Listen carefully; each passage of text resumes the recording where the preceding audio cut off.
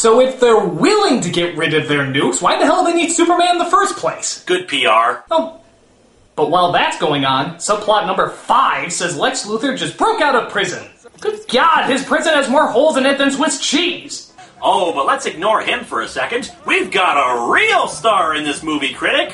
Why, it's John Cryer, who played the unforgettable role of Ducky from Pretty in Pink. So appearing in this is a step down in his career. Oh, yeah. That's pretty bad. He plays Luthor's nephew, Lenny Luthor. Ha ha.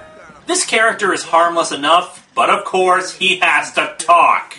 The dude of steel. Yeah, you're just an experiment, freako. What? Oh, no. How long is this movie again? Hour and a half. So Lex Luthor, being Lex Luthor, has only one thing on his mind. Destroy Superman! Because that hobby has worked so well in the past. Couldn't you take up knitting? So he steals a strand of Superman's hair from a museum. Here you can see a 1,000-pound load easily suspended by his single hair. That hair is a sample of Superman's genetic material. With my genius and enough nuclear power to mutate the genes, I can create a being who's more powerful than him. Yes, much like the comics that spawned this piece of crap, nuclear power does whatever the hell the writer wants it to do. It should also be pointed out that although this single strand of Superman's hair is strong enough to lift 1,000 pounds, it apparently can be cut with a simple hedge clipper. So Lex assembles a terrifying group of minor characters who will serve no purpose in the movie to discuss his evil plans. I, Lex Luthor, the greatest criminal mind of the modern era, have discovered a way to destroy Superman. Behold, my unscrupulous friends. Shut those blinds. The sun is hurting my eyes. God, this partly cloudy weather is harmful to my transparent evilness. You know what the sun is? It's nothing more than a huge nuclear bomb. Yeah, it's a tad more complicated than that. There's a lot of certain... Nuclear bomb! Okay. So his plan is to send the genetic material, which looks like a quart of silly putty, into the sun on board one of the nuclear missiles, and that'll somehow create a being that can fight Superman. Lex also throws in a few fabric samples into the case, holding the genetic material to become clothes. Yes, they say that the computer on board will somehow weave an outfit for him out of those little squares or something. Well, it looks as though you've broken the laws of nature, too. So Superman tosses the missile into the sun, and the evil nuclear man is born. No, really, he's born, fetus and everything. Surprised the sun didn't just push it out of his vagina. And of course, he's sporting silver-painted Lee press-on nails. Because when you think Superman's greatest enemy, you think Lee press-on nails. Oh my god, Thifter, did you get into a fight with Superman with those things? So yeah, our evil nuclear man is basically just Fabio with a mullet and laryngitis. Destroy Superman now. But enough of the supervillain, it's time for some comedy! Lacey and Clark are working out together. Wasn't there an impending nuclear war just on the horizon? Come to think of it, why was the war about to happen? Because the summit failed. Summits fail all the time. That doesn't guarantee war. We don't take kindly to logic in these here parts, boy. Now get back to watching Clark Kent act like an idiot. But wait, we also had to have some goofy antics as she makes a date with Clark at the same time that Lois is having an interview with Superman. I get a feeling hijinks will ensue. I'll be right back.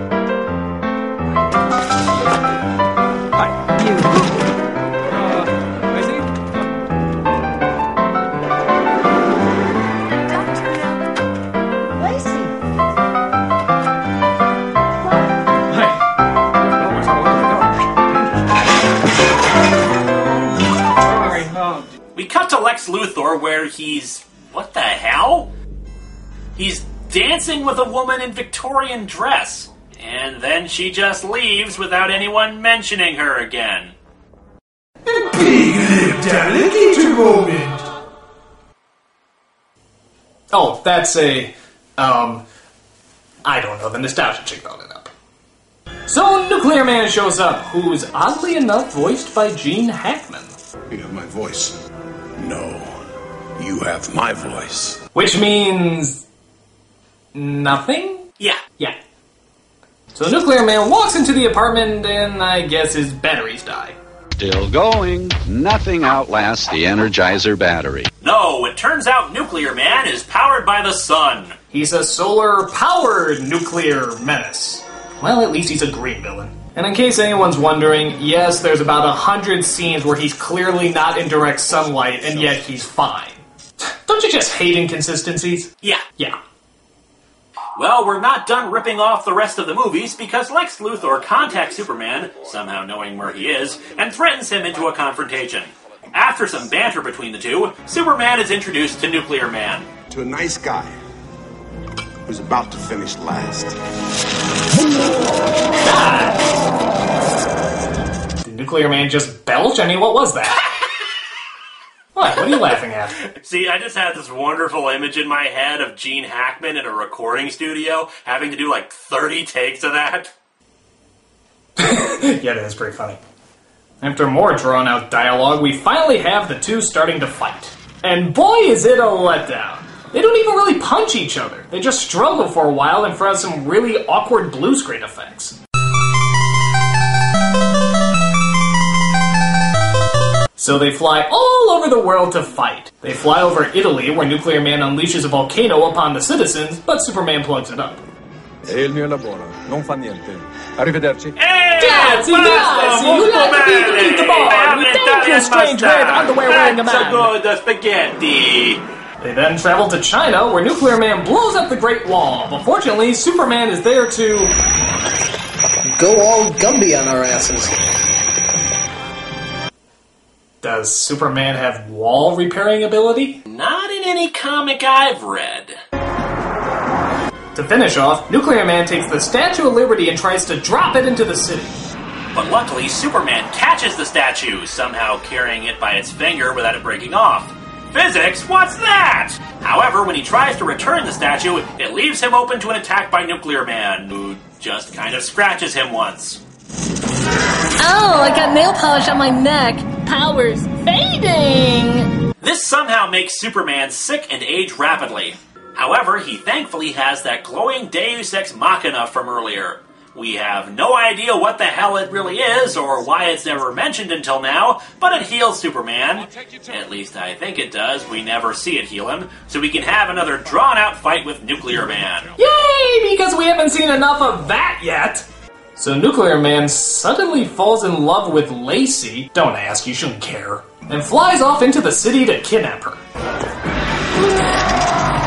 Yeah, because it was so cool the first time you did it. Where is the woman? Give it up, you'll never find her. Look out! He's going nuclear! Oh, what? Like the humor in this is really that much better. Stop! Don't do it! The people! Don't make me yell at you some more! So Nuclear Man blows up some product placement, makes the film reverse, and Superman just stands there until he caves in and tells him where Lacey is. He tricks him into an elevator, then flies it up and drops him off on the moon. However, a sliver of light goes into the elevator, recharging him. After Superman fixes the most unconvincing flag ever, they have an irritatingly long, slow-motion fight.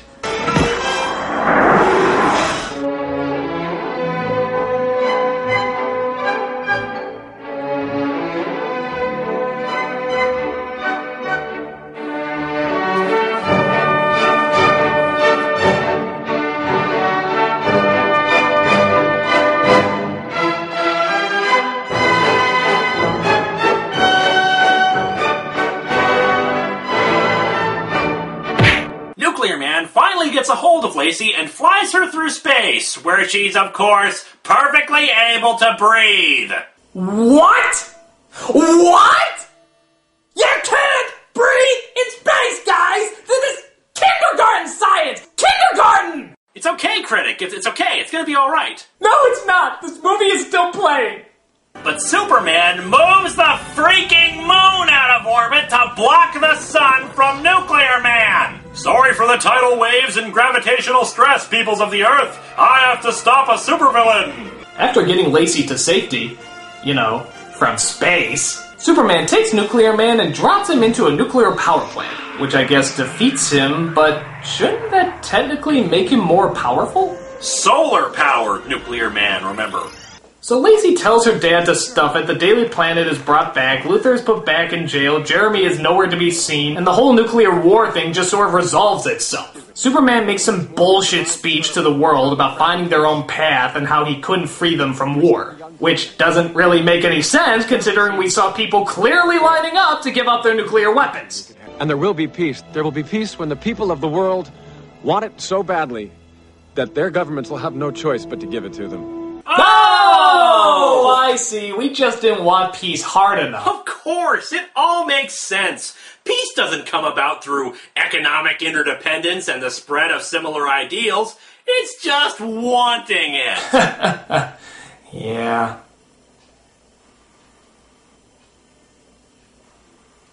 What a fucking load! This movie sucks! Its morals are bullshit, its plot is half thrown together, and physics take a backseat to mediocre special effects that you more likely see in one of Linkara's videos. Hey! Get over it, you comic geek, your special effects suck. Bat credit card. The bat credit card! He's the Nostalgia Critic. He remembers it so you don't have to. Thanks, bat credit card to Jesus!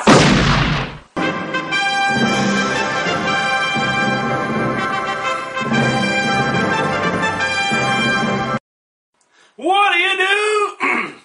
What do you do? Clean throat. What do you do?